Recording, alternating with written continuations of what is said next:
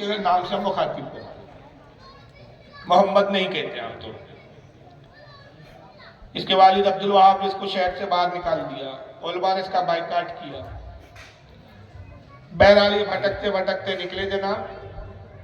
آل سعود ایک خاندان تھا جو ڈاکہ زنی کرتے تھے، اس سے ان کی ملاقات ہو گئی. اس نے کہا عقل میرے پاس ہے، طاقت تمہارے پاس ہے. میری عقل کا استعمال اگر کیا جائے اور تمہاری طاقت کا، تو ہم سعودیہ پہ حکومت کر سکتے ہیں. سعودیہ نام بھی نہیں تھا، اس سے پہلے نام تھا حجاز. آل سعود یہ خاندان تھا. انہوں نے چنانچہ یہ ہوا کہ سعودیہ پہ حملہ کیا. ترکیوں کی حکومت تھی، فریب سے ان کو ہرایا.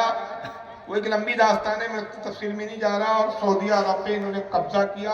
آل سعود نام تھا اس قبیلے کا، خاندان کا. اپنے قبیلے کے نام پر اس علاقے کا نام، اس ملک کا نام سعودیہ عرب رکھ دیا، جس کو حجاز کہا ہے. عبدالوہاب نجدی کی تعلیمات کو پھر عام کیا گیا.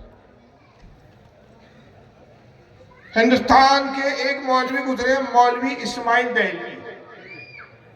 یہ حج کے لیے گئے. عبدالوہاب نجدی کے بیٹے سے اور ان کی اولادوں سے ان کی ملاقات. انہوں نے کتاب التوحید وہاں سے حاصل کی، اس کو پڑھا، بڑے متاثر ہوئے. اور پھر کتاب التوحید کی تلخیص انہوں نے دوسری کتاب کے نام سے کی. تلخیص یعنی اس پوری کتاب کا ایک نچوڑ کی شکل میں اس کے خاص خاص پوائنٹ کو نقل کیا، انہوں نے جمع کیا. اور جس کتاب کے نام سے جمع کیا اس کا نام انہوں نے رکھا تقویۃ الایمان. اور یہ اس وقت میرے ہاتھ ہے. یہ لیٹسٹ ایڈیشن ہے، آج بھی چھپا ہے. محمد ابن عبدالوہاب نجدی کے عقیدے کو انہوں نے اس کتابوں میں لایا، اور اس میں یہی لکھا کہ رسول اللہ مر کر مٹی میں مل چکے. اس کتاب میں انہوں نے لکھا کہ محمد صلی اللہ علیہ وسلم کی تعظیم انسان کی طرح کرو، بلکہ اس میں بھی کمی کرو. اس کتاب میں وہ لکھتے ہیں کہ اللہ کی شان بہت بڑی ہے، اور اللہ کی شان کے آگے بڑی سے بڑی مخلوق، چاہے پیغمبر ہو، چاہے فرشتے ہو، چاہے مقرب ترین فرشتے ہو، کوئی بھی ہو، اللہ کی شان کے آگے سب کے سب چمار سے زیادہ ذلیل ہے. انہوں نے شفاعت کا انکار کیا. بہت ساری اس پہ ایسی ایسی بکواسات لکھی انہوں نے. اس بنیاد پر اس زمانے کے علماء نے ان پہ کفر کے فتوے لگائے. ان کے ماننے والے دو گروہ میں بٹے. مولوی اسماعیل دہلوی ایک فرقہ کہلایا اہل حدیث، اور دوسرا فرقہ اہل حدیث جو پہلا فرقہ بنا، انہوں نے کہا کہ تعلیمات تو ہم محمد ابن مولوی اسماعیل دہلوی اور عبدالوہاب نجدی کی رکھیں گے. عقیدہ ہمارا وہی محمد بن عبدالوہاب نجدی اور ابن تیمیہ والا ہوگا، لیکن ہم کسی امام کی تقلید نہیں کریں گے. تقلید کا انکار کیا انہوں نے. نہ ہم امام اعظم ابو حنیفہ کی تقلید کریں گے، نہ ہم امام شافعی کی، نہ امام مالک کی، نہ امام احمد ابن حنبل کی. ہم ڈائریکٹ قرآن و حدیث سے لیں گے. اس بنیاد پر انہوں نے اپنا نام رکھا اہل حدیث. لیکن عقیدہ ان کا وہی ہے جو محمد ابن عبدالوہاب نجدی کا ہے، جو ابن تیمیہ کا ہے، اور جو اسماعیل دہلوی کا ہے. دوسرا ان کے ماننے والوں کا ایک گروہ ہوا جنہوں نے کہا کہ نہیں، ہم تقلید تو کریں گے، عقیدہ ان کا رہے گا، لیکن ہم امام کی تقلید بھی کریں گے. فروعی مسائل میں، نماز وغیرہ کے معاملات میں ہم امام اعظم ابو حنیفہ کی تقلید کریں گے. ہم حنفی کہلائیں گے، مگر عقیدہ یہی والا رکھیں گے. یہ فرقہ کہلایا دیوبندی. اب ان کو دیوبندی کیوں کہا گیا اس فرقے کو؟ کہ انہوں نے ایک بہت بڑا ادارہ قائم کیا یو پی کے علاقے میں. سہارنپور میں ایک علاقہ یو پی کا سہارنپور، وہاں پہ انہوں نے دارالعلوم دیوبند کے نام سے ایک ادارہ قائم کیا. اور وہیں سے فارغ ہو کر ان کے پھر مولوی نکلے. اس مدرسے کے جو بانی بتائے جاتے ہیں بقول ان کے، وہ تھے مولوی قاسم نانوتوی. اب یہاں سے شیعہ تو ایک الگ ہو گئے تھے. 1400 سال پرانا فرقہ تھا. 14 سال میں ہمارے ائمہ نے، علماء نے اتنی محنتیں کی کہ اس فرقے کو مسلمانوں نے اچھی طرح سے پہچان لیا، جان لیا کہ بھائی اس فرقے کا اسلام سے کوئی تعلق نہیں ہے. ان کی مسجدیں الگ ہو گئی، ان کی عبادات الگ ہے، ان کے معاملات الگ ہیں، ان کی کتابیں تک الگ ہیں. ان سے ہمارا کوئی واسطہ لینا دینا ہی نہیں رہا. نہ ہم ان کی مسجدوں میں جاتے، نہ وہ ہماری مسجدوں میں آتے، نہ وہ ہمارے یہاں کی حدیث کی کتابیں مانتے، نہ ہم ان کی کتابوں کو مانتے. ان کے کچھ عقیدے آپ سن چکے. وہ اپنے عقیدے میں خوش ہیں، ہم اپنے عقیدے میں خوش ہیں. لیکن یہ جو دیوبندی اور اہل حدیث بنے، یہ کتابیں وہی مانتے جو آپ اور ہم مانتے، بخاری یہ بھی مانتے، مسلم یہ بھی مانتے، ترمذی یہ بھی مانتے، حدیث کی کتابیں ان کی ہماری ایک ہی ہے۔ فرق یہ ہے کہ اہل حدیث امام کی تقلید کا انکار کرتے ہیں، دیوبندی امام کی تقلید کا اقرار کرتے ہیں۔ نتیجہ یہ ہوا کہ ہمارے بیچ رہ کر، ہمارے ہی اپنے بن کر انہوں نے لوگوں کو جب گمراہ کرنا شروع کیا تو ایک بڑے فرقے کی شکل اختیار کر دی۔ باقاعدہ چونکہ باضابطہ مدرسہ قائم کیا گیا تھا تو وہاں سے باضابطہ اس تعلیمات کو عام کرنے کے لیے علماء کی کھیپ نکلی، ایک فوج نکلی واقعہ۔ یہ مختلف علاقوں میں پھیل گئے، مسجدوں میں پھیل گئے، مسجدوں کو قبضہ کرنا شروع کیا، دھیرے دھیرے دھیرے دھیرے آج یہ حال ہو گیا کہ ہر علاقے میں پائے جاتے ہیں۔ اور جہاں یہ داخل ہو جاتے ہیں امن و امان غارت ہو جاتا ہے۔ جہاں سب ایک ساتھ مل کر نبی کی بارگاہ میں سلام پڑھتے ہیں، نبی کا ادب کرتے ہیں، نظر و نیاز کرتے ہیں، یہ فرقہ آتا ہے، وہاں ایک مسجد تعمیر ہو جاتی ہے، یا مسجد پہ قبضہ ہو جاتا ہے، کسی مسجد پہ قبضہ کرتے ہیں، اب وہی دو گروہ ہو جاتے ہیں، بیٹا جو ہے ان کے ساتھ ہے تو باپ الگ ہے، باپ ان کے ساتھ ہے تو بیٹا الگ ہے، پھوٹ یہ ڈالتے ہیں، اختلاف یہ پیدا کرتے ہیں، مسجدیں الگ بنا لیتے ہیں، مسجدوں پہ قبضے یہ کر لیتے ہیں، لیکن ان کی زبان پہ راگ یہی ہوتا ہے، محبت کی بات کیجیے، اختلاف کی بات مت کیجیے۔ بھائی اختلاف تو آپ کے آنے سے ہی ہوا، اب ان سے ہمارے اختلافات کیا ہے؟ کیوں ہم ان کے خلاف بولتے ہیں؟ کیوں ہم ان کے پیچھے نماز پڑھنا گوارا نہیں کرتے؟ کیوں ہم ان سے اتفاق نہیں کرتے؟ وہ ہے ان کے باطل بدترین عقیدے، اور انہوں نے جو عقیدوں کو پرموٹ کرنے کے لیے جو کتابیں لکھی، اس فرقے میں مولوی قاسم نانوتوی جو بانی دارالعلوم دیوبند کہے جاتے ہیں، انہوں نے ایک کتاب لکھی جس کا نام ہے تحذیر الناس۔ یہ کتاب اس وقت اوریجنل میرے پاس ٹیبل پہ موجود ہے، یہ ہے تحذیر الناس، یہ چھوٹا سا کتاب چاہتا۔ اس کتاب میں انہوں نے 1400 سال کے عقیدے کے خلاف ایک بات لکھی، اور 1400 سال پرانا عقیدہ کیا تھا کہ رسول اللہ صلی اللہ علیہ وسلم خاتم النبیین ہے، آخری نبی ہے، حضور کے بعد کوئی نبی نہیں آئے گا۔ بولیے آپ مانتے ہیں کہ حضور کے بعد کوئی نبی آئیں گا؟ نہیں۔ لیکن میں کہوں گا کہ قیامت سے پہلے عیسیٰ علیہ السلام آئیں گے، تب کیا کہیں گے آپ؟ بولیے ہر بچہ جانتا ہے کہ نبی کی حیثیت سے نہیں آئیں گے، امتی کی حیثیت سے، سرکار کے طریقے پہ نماز پڑھیں گے، سرکار کی شریعت پر عمل کریں گے، اپنی شریعت کو لاگو نہیں کریں گے، حتیٰ کہ امام مہدی کے پیچھے نماز پڑھیں گے، امامت بھی خود نہیں کریں گے۔ یہ جانتے ہیں، تو ہمارا عقیدہ یہ ہے کہ رسول اللہ آخری نبی ہے، اور کیوں؟ اس کی دلیل میں قرآن بھی موجود ہے، حدیث بھی موجود ہے۔ قرآن عظیم پارہ نمبر 22 سورہ احزاب اور آیت نمبر 40 میں رب نے واضح طور پر فرمایا ما کان محمد ابا احد من رجالکم ولکن رسول اللہ وخاتم النبیین۔ اللہ فرماتا ہے لوگوں، محمد تمہارے مردوں میں سے کسی کے باپ نہیں، بلکہ وہ نبیوں میں سب سے آخر ہے اور اللہ کے رسول ہے۔ اب محمد کے بعد کوئی نبی نہیں آئے گا، اور متواتر صحیح حدیث تواتر کے ساتھ اس پر سارے محدثین علماء 14 سال کے تمام مسلمانوں کا اجماع ہے کہ آقا نے ایک جگہ نہیں، دو جگہ نہیں، 12 کا میرے بعد کوئی نبی نہیں آئے گا، کوئی نبی نہیں آئے گا، فرمایا لا نبی آبادی، میرے بعد کوئی نبی نہیں۔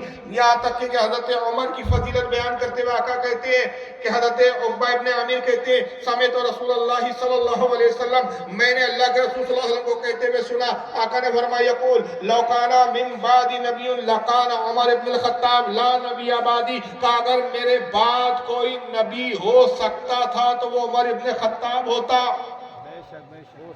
لیکن میرے بعد کوئی نبی نہیں آئے گا۔ ایک مقام پہ یہی بات حضرت علی کے بارے میں فرمائی کہ میرے بعد اگر کوئی نبی ہوتا تو وہ علی ہو سکتے تھے، لیکن میرے بعد کوئی نبی واضح طور پر بار بار کہا۔ ایک حدیث میں فرمایا کہ انبیاء کی مثال ایسی ہے کہ ایک عمارت ہے، ہر نبی آتا رہا اور وہ عمارت کی اینٹ اس میں لگتی رہی اور عمارت بلند ہوتی رہی، ایک جگہ صرف خالی رہ گئی تھی، میں اس عمارت کی تکمیل میں آخری اینٹ ہوا، وہ عمارت مکمل ہو گئی، اب میرے بعد کوئی نہیں۔ یہ اجماعی عقیدے کے خلاف انہوں نے ایک عقیدہ یہ کڑا تحذیر الناس میں کہا کہ رسول اللہ کے بعد بھی اگر کوئی نیا نبی پیدا ہو جائے تو حضور کی خاتمت پہ فرق نہیں آئے گا۔ لیکن اس سے پہلے اصل میں کتاب کا وجود کیسے ہوا اس کے لیے آپ پہلے یہ تھوڑا سا سمجھیے.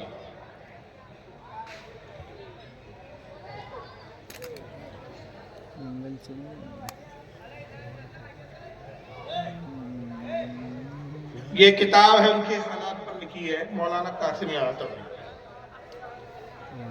یہ کتاب میرے پاس موجود ہے, 2-3 جلدوں میں آتی ہے. اس کی جلد نمبر پہلی ہے سوانح قاسمی. یہ اوریجنل کتاب کا میں آپ کو فوٹو دکھا رہا ہوں یہاں. صفحہ نمبر 131 جلد نمبر 1. یہ بچپنے کا ان کا واقعہ لکھا گیا مولوی قاسم نانوتوی کا, جو بانی دارالعلوم دیوبند کہلاتے ہیں. ذرا ان کے بارے میں دیکھیے کیا لکھا جاتا ہے صفحہ 131 پر. کہتے ہیں مولوی صاحب یعنی حضرت نانوتوی, رے کا نشان لگاؤ شارٹ کٹ میں, رحمت اللہ علیہ کے لیے لکھتے ہو. یعنی حضرت نانوتوی نے ایام طفلی میں, ایام طفلی یعنی بچپنے کے عالم میں یہ خواب دیکھا تھا کہ گویا میں اللہ جل شانوں کی گود میں بیٹھا ہوا. معاذ اللہ. بچپن میں انہیں خواب نظر آ گیا کہ اللہ ہے, اللہ کی گود ہے, اور گود میں جا کے یہ بیٹھے ہوئے. اب اللہ کی گود کیسی تھی اللہ جانے, انہوں نے بتایا نہیں اس کی طرف. جبکہ اللہ جسم سے پاک ہے, لیکن یہ اللہ کی گود میں بیٹھے. اب یہ بچپن سے ان کے دماغ میں بھر گیا کہ بھائی میرا تو مقام اتنا بلند ہے کہ میں اللہ کی گود میں بیٹھا ہوا ہوں. تو ان کو ایک عجیب خط سوار ہوا. اسی کتاب میں ایک دوسری جگہ لکھتے ہیں کہ پیر تھے حاجی امداد اللہ صاحب. بڑا لمبا چوڑا واقعہ لکھا گیا ہے 2 صفحے پر, صفحہ 258 صفحہ 259. اس میں لکھا گیا ہے کہ یہ تسبیح کرنے بیٹھتے تھے تو ان پہ بڑا بوجھ معلوم ہوتا, باڈی پہ ایسا لگتا رہے کوئی وزن نہیں. تو انہوں نے اپنے پیر صاحب سے ایک دن سوال کیا, کہا کہ جب بھی میں تسبیح لے کے بیٹھتا ہوں تو ایسا لگتا ہے کہ مجھ پہ بڑا بوجھ لاد دیا گیا, جیسے پہاڑ کا وزن مجھ پہ رکھ دیا گیا. تو پیر صاحب نے کیا کہا ذرا سنیے, آخری جملہ پورا انہوں نے رودات لکھی کہ مطلب مجھے بوجھ معلوم ہوتا ہے, یہ ہوتا ہے. یہاں سے میں پڑھ رہا ہوں. مولانا قاسم نانوتوی کو خطاب کر کے فرمایا پیر صاحب نے, یہ نبوت کا آپ کے قلب پر فیضان ہوتا ہے, اور یہ وہ ثقل ہے جو حضور صلی اللہ علیہ وسلم کو وحی کے وقت محسوس ہوتا تھا, جس کی تشریح حاجی صاحبی کے حوالے سے انہوں نے یہ کی کہ تم سے یعنی مولانا محمد قاسم سے حق تعالیٰ کو وہ کام لینا ہے جو نبیوں سے لیا جاتا ہے. انہوں نے اپنے پیر سے کہا کہ تسبیح پڑھتا ہوں تو بڑا بوجھ معلوم ہوتا ہے, آخر اس کی وجہ کیا ہے؟ تو کہا کہ یہ جو بوجھ ہے, یہ جو وزن ہے, یہ وہی ہے جو رسول اللہ کو وحی کے وقت محسوس ہوتا تھا. اللہ تم سے بھی وہی کام لینے والا ہے جو نبیوں سے لیا جاتا ہے. تو ان پہ خبط سوار ہو گیا کہ بھائی آج کل 2-4 دن میں, کچھ دنوں میں, مہینے بھر میں, سال بھر میں جبریل آئیں گے اور خوشخبری سنائیں گے کہ آپ نبی بنائیں گے. یہ ان پہ خبط سوار ہو گیا. تو انہوں نے کتاب تحریر الناس لکھ پائی اور اس میں نبوت کا راستہ ہموار کرتے کہا کہ اگر حضور صلی اللہ تعالی وسلم کے بعد بھی کوئی نیا نبی پیدا ہو جائے تو بھی خاتمت محمدیہ میں فرق نہیں آئے گا, یعنی حضور کے آخری نبی ہونے پہ فرق نہیں آئے گا. وجہ یہ ہے کہ حضور جو خاتم النبیین ہے وہ مرتبے کے اعتبار سے, یعنی حضور اس مرتبے کے نبی ہیں کہ اب حضور کے مرتبے جیسا نبی نہیں آئے گا. سارے مرتبے حضور پر ختم, سارے مقامات حضور پر ختم. اب حضور کے بعد کوئی نبی آ سکتا ہے لیکن وہ مقام اور مرتبے میں رسول اللہ کے برابر کا نہیں ہوگا, بلکہ چھوٹے لیول کا نبی ہوگا. یہ انہوں نے کتاب لکھ کے راستہ ہموار اس لیے کیا کہ کل اگر میں نبوت کا اعلان کر دوں تو لوگ مجھے نبی مان لیں کہ ہاں بھائی نبی تو ہے لیکن چھوٹے لیول کے نبی. لیکن ہوا ہے کہ بازی کوئی اور لے مارا. یہ اپنے نبوت کے لیے راستہ ہموار کر رہے تھے, انہوں نے تحریر الناس لکھی. اب اس پہ وویلا چل ہی رہا تھا کہ یہ کفری عقیدہ ہے. تو گرداسپور کا علاقہ پنجاب کا, وہاں پر ایک شخص رہتا تھا, اس کو عربی بڑی اچھی آتی تھی, اس کا نام تھا غلام احمد قادیان. قادیان کر کے علاقہ وہاں کا رہنے والا تھا, اس کا نام تھا غلام ہے. اس نے اعلان کر دیا میں نبی ہوں. اب سارے دیوبندیوں میں ہلچل مچ گئی. تو کیسے نبی ہو سکتا ہے؟ اس نے کہا بھائی آپ ہی کے علماء کا عقیدہ ہے، آپ ہی کے مولانا کہتے ہیں کہ رسول اللہ کے بعد نیا نبی آ سکتا ہے کیا؟ لیجیے میں تو آ گیا، آ سکتا کیا؟ میں آ گیا، اور میں سلی نبی ہوں، حضور کے نبوت کا سایہ ہے میں، جیسے کہ جسم ہوتا ہے سایہ ہوتا ہے، اصل تو جسم ہوتا ہے، سایہ اس کا ایک ڈپلیکیٹ، اس کا عکس ہوتا ہے، تو میں حضور کی نبوت کا سایہ ہوں، اصل نبوت تو حضور کے پاس ہے، میں حضور کے نائب کا نبی ہوں، نائب ہونے کی وجہ سے نبی، میں ذلی نبی ہوں۔ اب دیوبندی پریشان ہو گئے اور دیوبندیوں نے پھر اس کو مناظرے کا چیلنج کیا، کہا کہ تیرے سے مناظرہ کریں گے تو اپنا نبی ہونا ثابت کر۔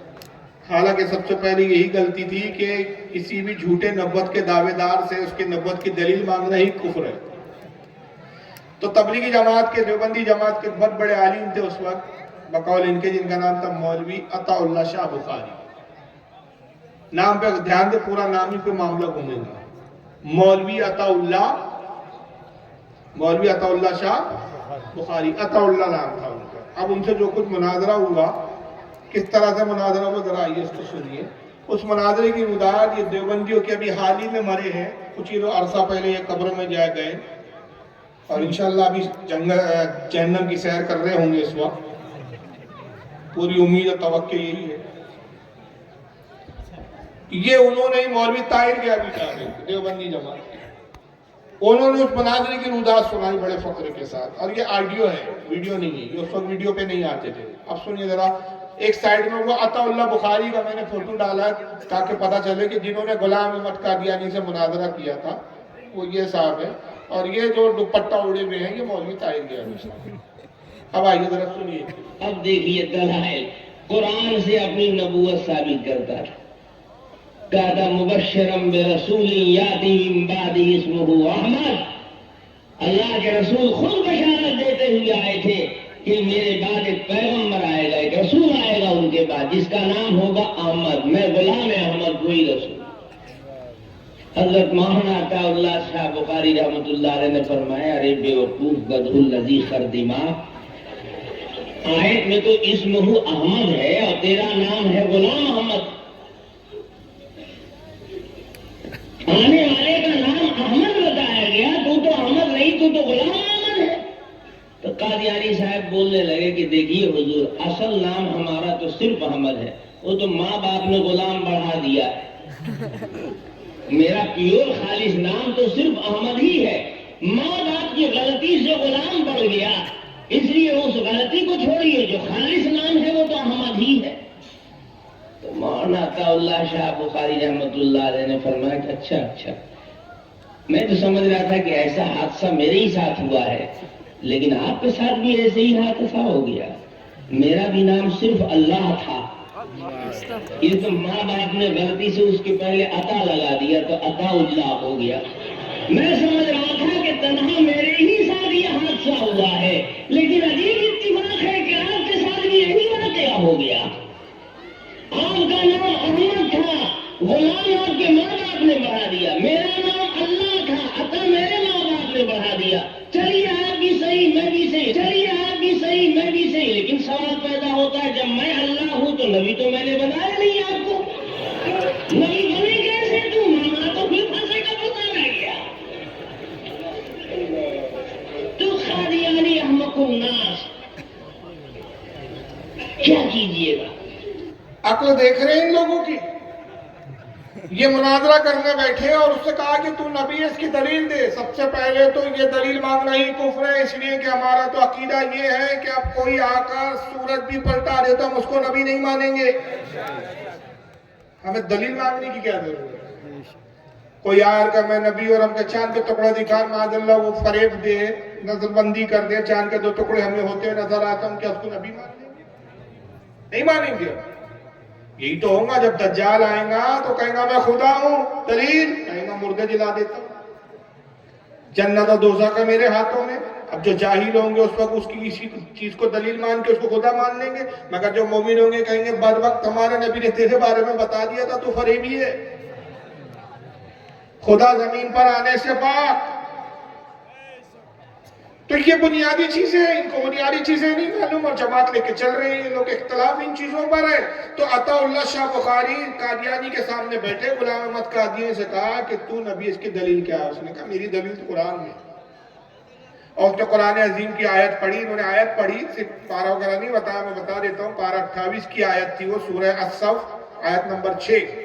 تو غلام احمد قادیانی نے کہا کہ قرآن میں میرا ذکر ہے کہ حضرت عیسیٰ علیہ السلام نے فرمایا تھا، جس کو قرآن نے اللہ نے بیان کیا، مبشرم برسول یأتی من بعد اسمہ احمد، کہ عیسیٰ نے کہا کہ لوگوں میں تمہیں اپنے بعد ایک پیغمبر کی بشارت دیتا ہوں جن کا نام احمد ہوگا۔ تو یہ احمد سے مراد کون ہے؟ بولیے۔ ہمارے آقا رسول اللہ صلی اللہ علیہ وسلم، اس لیے کہ آقا خود فرماتے ہیں کہ میرا آسمان کا نام احمد ہے اور زمین پر میں محمد ہوں، مہی احمد ہوں، مہی محمد ہوں۔ تو عیسیٰ نے کہا میرے بعد پیغمبر آئیں گے، ان کا نام کیا ہوگا؟ احمد۔ تو غلام احمد قادیانی اس آیت کو بیان کیا اور کہا کہ جس احمد کا ذکر آیا وہ احمد میں ہوں۔ تو مولوی عطا اللہ شاہ بخاری نے کہا کہ تیرا نام تو غلام احمد ہے، غلام لگا ہے تیرے نام کے آگے، اور وہ آیت میں تو احمد لفظ آیا، تو وہ کیسے ہو سکتا ہے؟ تو اس نے جواب میں کہا کہ جناب اصل میں غلطی ماں باپ سے ہوئی، ماں باپ کو تھوڑی معلوم تھا میں وہ احمد ہوں جس کا ذکر قرآن میں، ان کو پتا نہیں تھا، انہوں نے غلطی سے میرے نام سے پہلے غلام لفظ لگا دیا۔ حقیقت تو یہ میں احمد ہوں، تب یہ بیوقوف جواب کیا دیتا ہے؟ یعنی اگر تو احمد ہے تو ہم تیرے باپ ہیں احمد ہونے میں۔ کہا ہو ہم تو سمجھ رہے تھے یہ حادثہ ہمارے ہی ساتھ ہوا، آپ پتہ چلا آپ کے بھی ساتھ، میں تو اللہ ہوں۔ ماں باپ کو پتہ ہی نہیں تھا اللہ پیدا ہو گیا۔ تمہارے ماں باپ سے غلطی ہوئی کہ انہوں نے غلام لگا دیا، ہمارے ماں باپ سے غلطی ہوئی کہ انہوں نے عطا لگا دیا، تو میں عطا اللہ ہو گیا۔ اصل میں تو میں اللہ ہوں، اور جب میں اللہ ہوں تو میں نے تو تجھے نبی بنایا ہی نہیں، تو بن کیسے گیا؟ معاملہ تو وہیں اٹکا کٹ کر۔ اور پھر اس میں ایک جملہ دیکھو بیوقوف نے کیا کہا تھا، طاہر گیاوی نے کہا کہ میں تو اللہ ہوں، میرے ماں باپ نے غلطی سے عطا لگا دیا تو عطا اللہ ہوگا، چلو آپ بھی صحیح میں بھی صحیح۔ یہ کیا بات؟ آپ بھی صحیح میں بھی صحیح، یعنی تو نبی صحیح اور میں اللہ صحیح۔ تو گویا جماعت کا شیوا یہ ہے کہ یہ کہہ رہا ہے عطا اللہ بخاری کہ اگر تو اپنے وقام مسلمہ قذاب ہے جو نبوت کا جھوٹا دعویٰ کر رہا ہے، تو میں بھی کوئی فرعون اور نمرود سے کم نہیں ہوں جو خدائی دعویٰ کر رہا ہے۔ تو تحذیر ناز یہ گل کھلایا کہ غلام احمد قادیانی جیسا شخص اس کتاب کی بنیاد پر پیدا ہوا، اور آج قادیان نام کے علاقے میں اور دنیا کے دوسرے علاقوں میں اس فرقے کی بہت وہ ہے۔ پھر ایک دوسری کتاب لکھی گئی، ان کے بعد ایک مولوی آئے قاسم نانوتوی کے بعد، دیوبند کے مدرسے سے ہی پڑھا انہوں نے، ان کا نام تھا مولوی اشرف علی تھانوی۔ ان کو پوری دیوبندی جماعت حکیم الامت کہتے ہیں، حالانکہ ان کے عقائد پڑھو تو معلوم ہوتا ہے یہ بہت بڑے مریض امت تھے۔ اب انہوں نے بھی ایک چھوٹا سا کتابچہ لکھا چھٹاک بھر کا، اس کا نام ہے حفظ الایمان، یہ اس وقت لکھا ہے۔ اس میں انہوں نے رسول اللہ کے علم غیب کا انکار کیا۔ ایک جرم تو یہ تھا کہ علم غیب کا انکار کرنا، اور دوسرا جرم کیا تھا کہ انکار ہی نہیں